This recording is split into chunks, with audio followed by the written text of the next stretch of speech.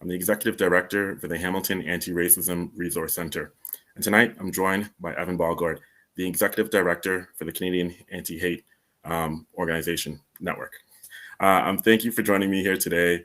The reason why we're having this conversation is because in the coming days, with only 5 days left in the election, there are political parties that are organizing around particular issues. And we wanted to talk with you here today around how that is impacting, how it impacts hate in communities, how individuals can respond to hate in these final days of the campaign, and how they can address it moving forward. And so I'm really honored and privileged to be here with you today, and thank you for joining us on such short notice. And so I just want to quickly just kind of give our viewers a bit of background tonight on the Canadian Anti-Hate Network. It's an independent, non-for-profit organization made up of Canada's leading experts and researchers on hate groups and hate crimes.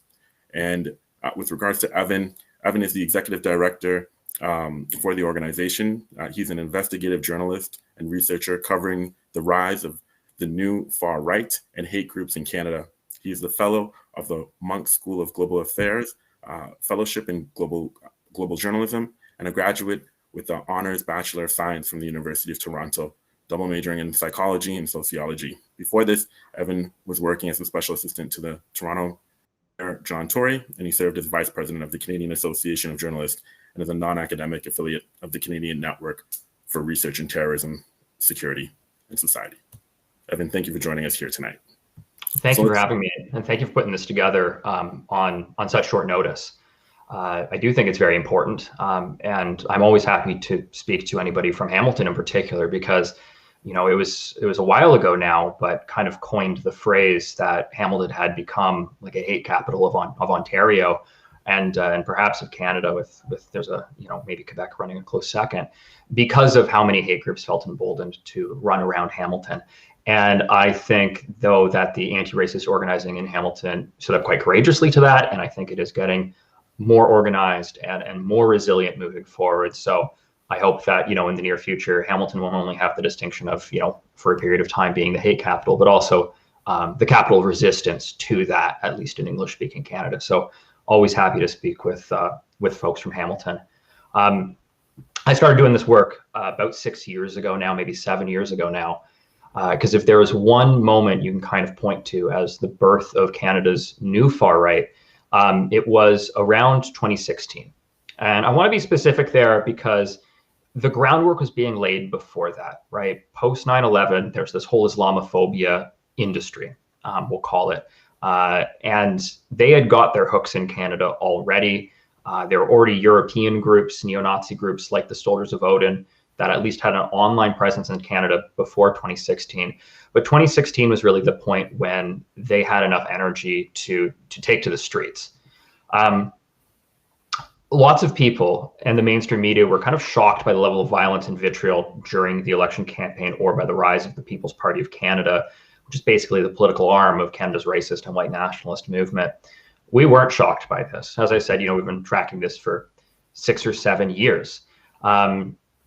So in 2016, when hate groups took to the streets to publicly share their hatred for Muslims and M103, which was that non-binding motion to condemn Islamophobia, that was kind of the birth of it.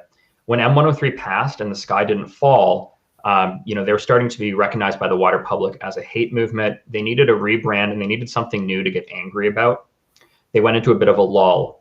Then they saw the Yellow Vest movement in France. They saw the videos of, people taken to the streets. They saw the videos of people using like trucks full of sewage and spouting that sewage directly into like at Parliament and things of that nature. Right? And they got really jazzed by this. So they ripped off the Yellow Vest movement in France and started new Facebook groups with new talking points, right? Support for oil and gas, Western alienization, anti-government talking points. But make no mistake, right? These are the exact same hate groups from the anti-Muslim demonstrations. They were the driving force behind this new Yellow Vest thing. This rebrand brought in over 200,000 members to their Facebook groups. And we documented, and allies of ours documented, hundreds of examples of overt racism and calls for insurrection and executions, either of Muslims en masse or of specific politicians. The rare few who joined those groups and then expressed concern, right? Like, I'm here for oil and gas, that seems racist. The very few people who expressed that kind of sentiment, expressed that kind of concern, were kicked out in the early days. right? And many of the people who remained in that movement, even though they probably wouldn't describe themselves as racists then, probably not even now, but they got further radicalized and became part of the racist right themselves. They might have gotten in just because it was like this anti-left oil and gas thing, but they hung around and listened to all the racism, and the hate movement got bigger. Then came COVID-19, right? Same thing. And that's why I'm talking about the history of this, because the exact same thing happened under COVID. The far right got in on the ground floor, and pretty soon they were sharing their racist conspiracy theories with COVID conspiracists. The movement exploded. Not everybody in this anti-lockdown COVID conspiracy movement is a racist, of course, or violent, but they share space with people who are, and some of them are getting radicalized into that stuff. The movement on a whole is insurrectionary. Like, most of them want to take power, hold mock trials, and execute their enemies. But some of them aren't insurrectionary, right? Some of them don't want to like overthrow the government. They want to take over the government at the ballot box. And that brings us to the People's Party of Canada, right? Which I think we're going to chat about today because they want to come to Hamilton.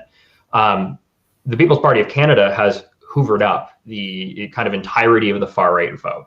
In 2019, when they founded, Maxime Bernier used all the right language to attract the far right.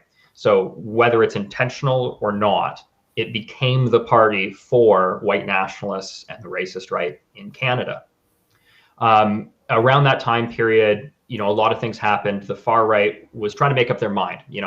Are we going to go for the PPC? And the far right literally said, Maxime Bernier is dog whistling to us. Should we vote for him?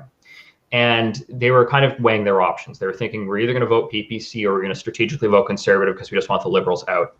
That conversation isn't happening anymore. That was last election. This election, the far right has become sort of disillusioned with Aaron O'Toole. And Maxime Bernier has picked up a lot of support because of his activity in the COVID conspiracy movement and anti-lockdown movement and his support for the COVID conspiracy movement.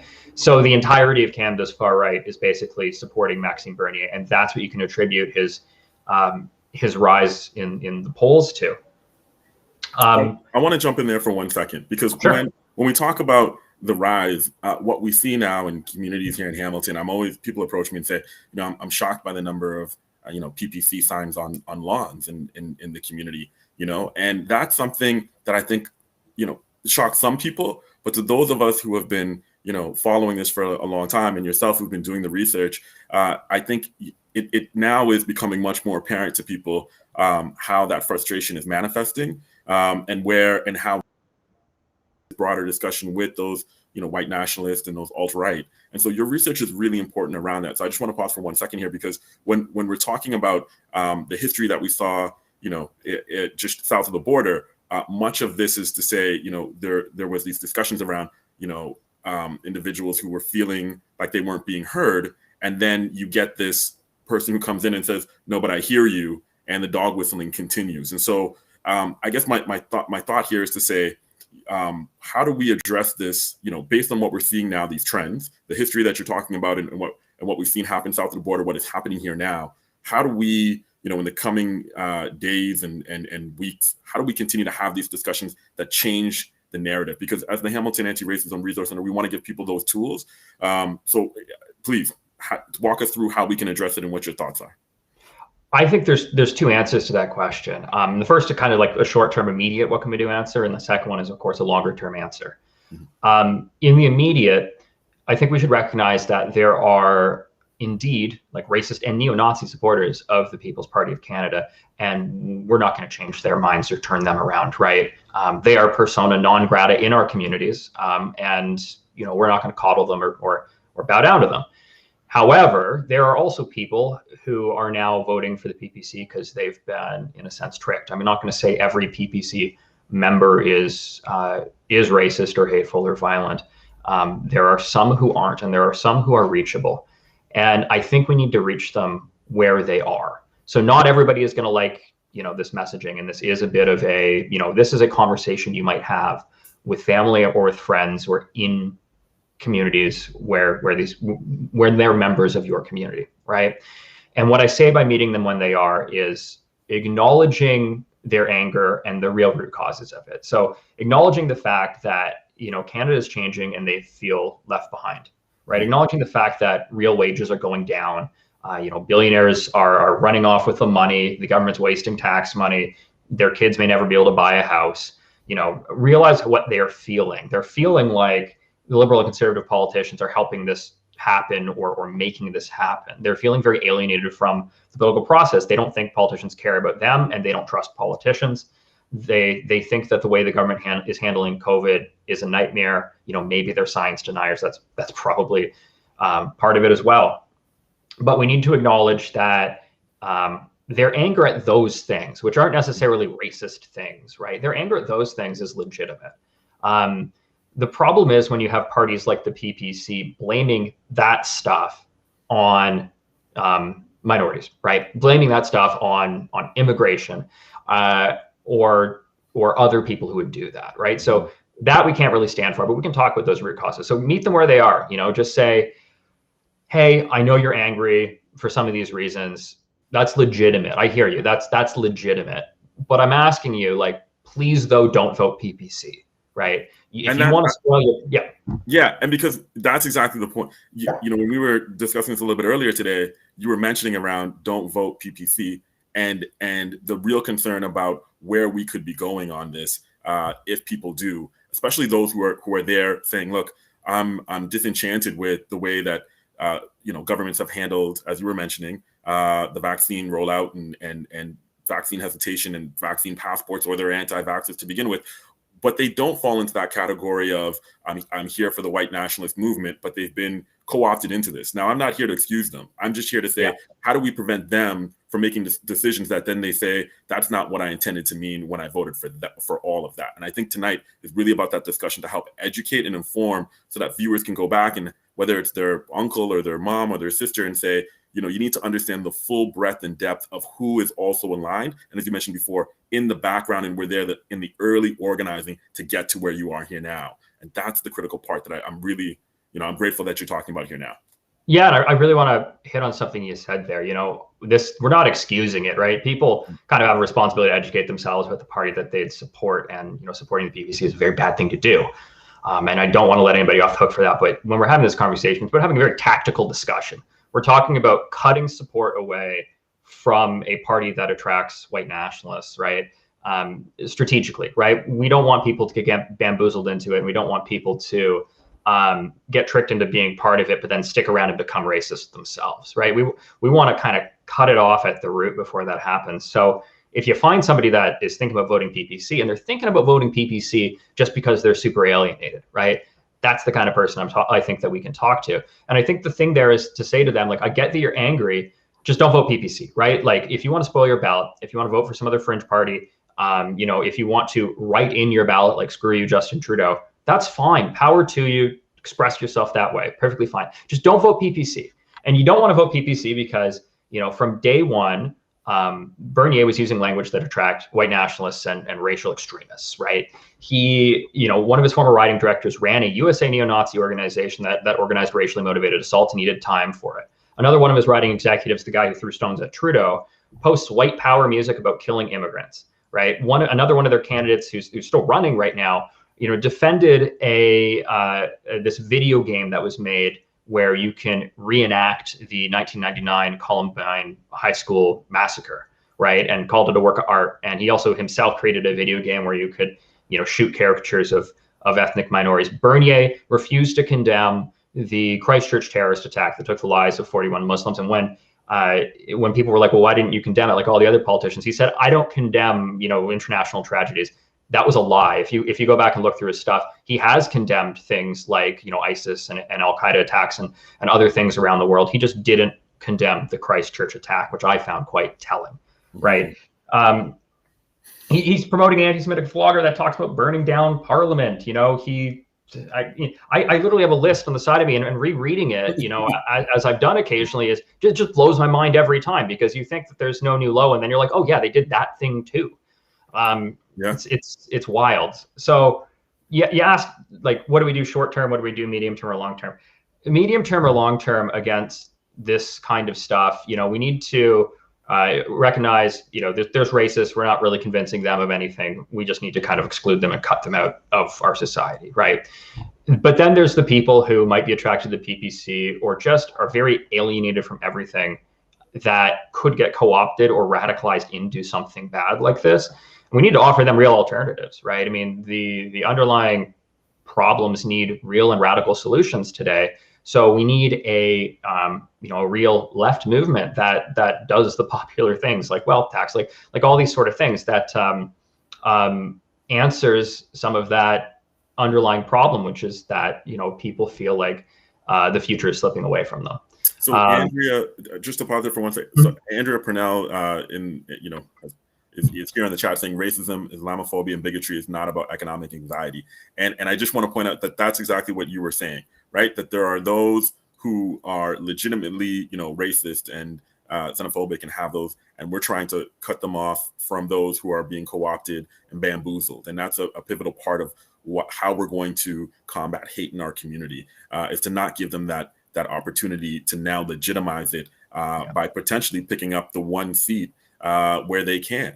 And so I just, you've looked at, I mentioned in your bio about having a bit of political background as well. And as we talk about this, we're 5 days away from a federal election.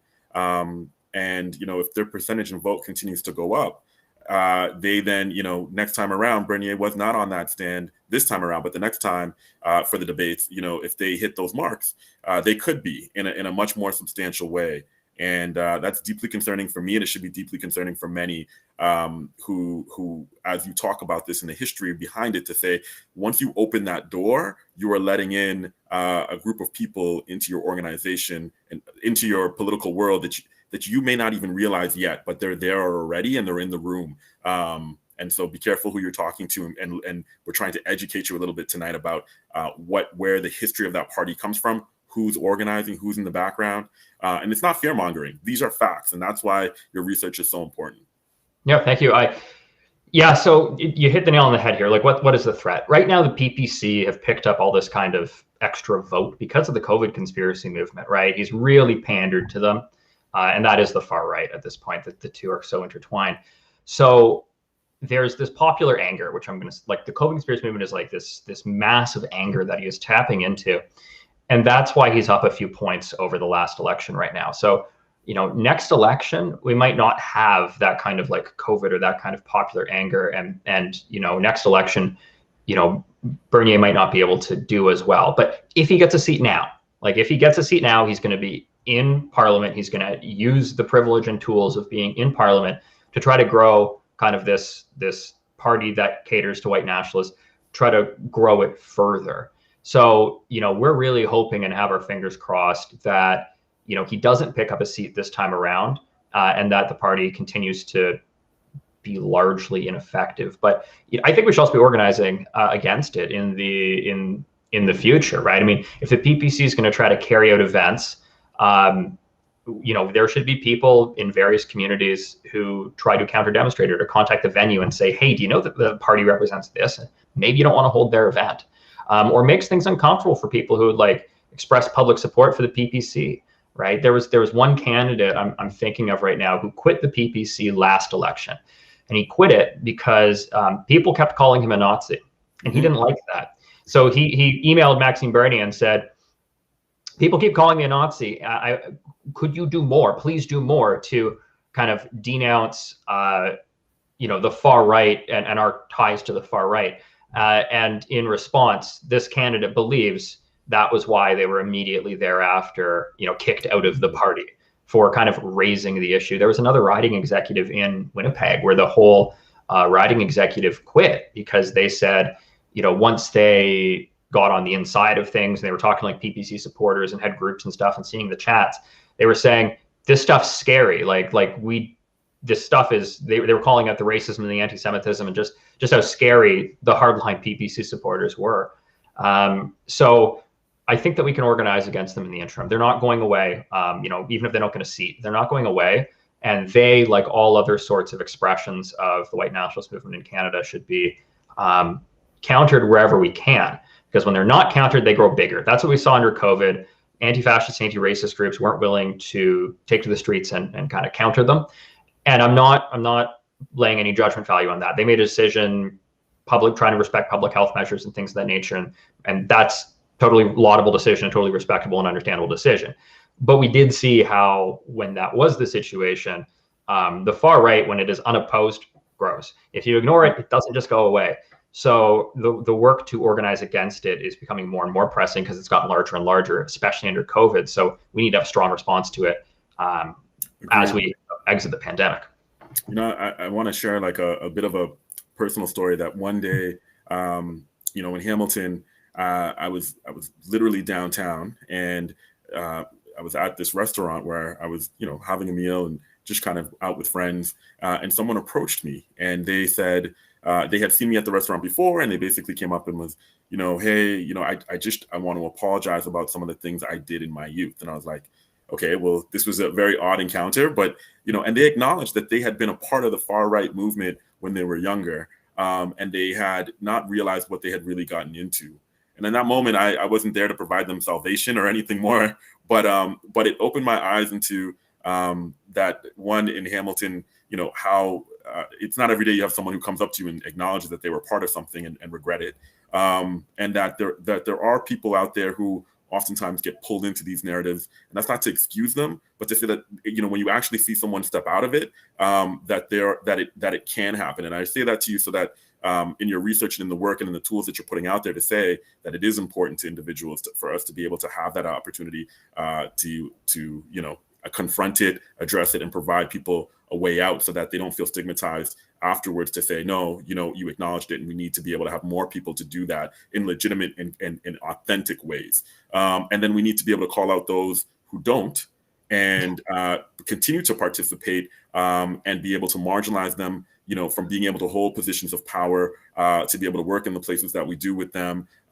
you know, and to be able to say, you know, you're not able to hold space if you're going to hold those views and be hateful. That may sound extremist, but I can tell you that if you don't do that, to your point, they do grow and they recruit, and it becomes a long festering issue that we have in our community. And Hamilton is at the forefront of that. I've seen, you know, literally individuals, you know, skinheads walking down James Street towards what was then the Sir John A. Macdonald statue as a young man, and not realizing, you know, what day it was and why these guys wearing bomber jackets and with skin, like, and thinking, is this actually happening? And it does happen, and we need to be doing all we can. So not that I want to keep rambling on about it, but it's a perspective that I just want to share with people who are tuning in tonight and saying, you know, this isn't, I'm here for the fact, I'm here to talk about, you know, hate. Why are you legitimizing and making these people seem normal? There is another side to that we need to talk about in order to be successful in the work that we are doing. Yeah, when people try to get out of hate movements, we try to extend them empathy and an opportunity to do so, right? We require that they make a real apology and make amends. That's like the basic precondition. And not everybody has to agree with that or accept their apology, right? Not everybody has to kind of do the emotional labor of extending that empathy. It's not a requirement. It's not fair to ask that of anybody. But if you have the personal outlook and energy to do that, it is how you kind of can draw some people out of hate. But you can't lead a horse to water and make it drink, or whatever the analogy is. They got to want to do it. They got to be ready to do it. And it's just so time consuming and so much work that it's a lovely story when it happens, but it's not what we try to focus our efforts on, because it's so much work. So yeah, so that's when we talk about, we're trying to like shut down the big groups and everything, because, you know, one less kid they radicalize, you know, it's really hard to for people to get out, really, really hard to change people's minds or for them to get out. So the point is just shut them down, make sure they're not recruiting new kids, and just keep it going. And I took a special point when you talked about the skinheads walking down to the McDonald's statue. The point that like nothing's new here. Mm-hmm. You know, it was only a couple months ago that they were members of Canada First, which is a young white supremacist group who went to that statue to kind of protest against the protest of the statue. You know what I mean? Very common with these kind of statue and monument things going back and forth these days. So, you know, everything old is new again, and we can learn a lot from what worked back in the day. Not everything's the same. Obviously, we got social media, but we can learn a lot about what worked. And you know, one thing I think that was particularly effective was, you know, when you find the local like hate mongers, and you know, you organize with your friends and you figure out who they are, and you figure where they live. We don't like the publishing of addresses because you never know what the situation is wherever that person lives. So we don't like the publishing of addresses. But back what they did in the day was, they put that person's face up on a poster, and they'd say, here's the things that person has done, like with some proof. These days you can like have a URL link or a QR code to like a website where you could have all the proof and all the receipts. But you put up that poster about that person, and you put it up in their neighborhood. And that's the kind of social consequences we need to be talking about for the particularly bad individuals moving forward, to try to hold them accountable to their particular communities. That's one thing we can start organizing around coming out of this election and coming out of this pandemic. Absolutely. And so we mentioned earlier when we started off this conversation about in Hamilton with regards to the PPC rally happening tomorrow, and the rise of around how COVID has kind of used this momentum for them to seize to kind of grow and become for people to hear their narrative a little bit more. You also mentioned around the oil and gas industry and what was happening there. When you look to the future, when we start to see what's happening globally, what keeps you awake at night about what we need to be worried about next? That's the question, I guess. If there's with the next 4 or 5 minutes we have left, where do you see this all going? Well, I'm going to sound like I'm going out on a bit of a limb here or going a little wild with it, but if I'm going to give you the very honest answer to that, the issue for me is climate change. Let me explain that, because like the number one issue for me is like the rising tide of fascism around the world. But I'll connect the two, right? When we have significant climate emergencies and we have like rising sea levels and stuff, we're going to see climate migration.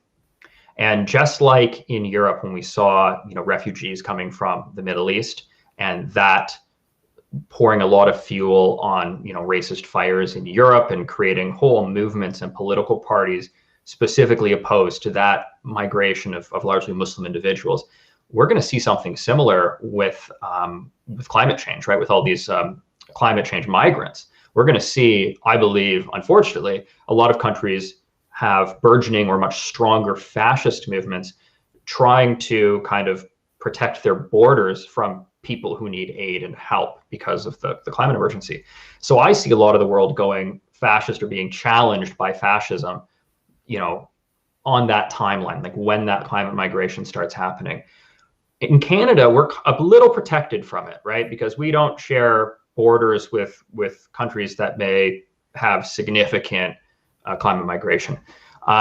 So we have a kind of natural defense against that, but we too will probably face a fascist question, a fascist challenge around that time period. And I think we need really strong social norms, really strong, anti-racist and anti-fascist and anti-scapegoating people like that, norms and values baked in, so that we can kind of resist that and be a shining light when that happens. That's what keeps me up at night. That's the far future thing. Mm-hmm. That's what keeps me up at night. Yeah, I see what you're saying. Like as we were talking about it, I was like, this is something that we need to be much more aware of and we need to be ahead of it to help educate and inform and to help have the tools necessary to say we're seeing it when it's happening, and to prevent it from getting those roots and that foundation as it starts to emerge into our political realm, especially. With again only 5 days until election day.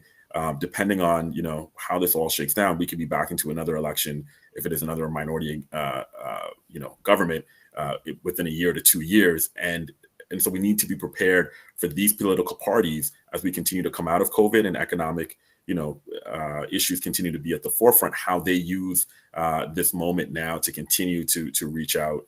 Not to sound like a broken record, but we need to stay on message in order to make sure that these issues are being heard. So I want to thank you for tonight. I wish we had more time, and I hope you'll come back and we can have more discussions about how we can deal with this issue moving forward. Thank you for the work you're doing, and thank you for tonight. Thank you so much. I will just say for my part, I hope it is raining really hard for that PPC event in the park tomorrow. That's the best case scenario.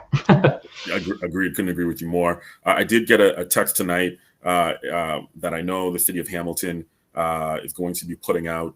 They're going to be reaching out to the political parties to try and address this issue, I think, at the the park that they're using. And so we're going to continue, both us as the Hamilton Center for Civic Inclusion and HARC, to be able to try and push our elected representatives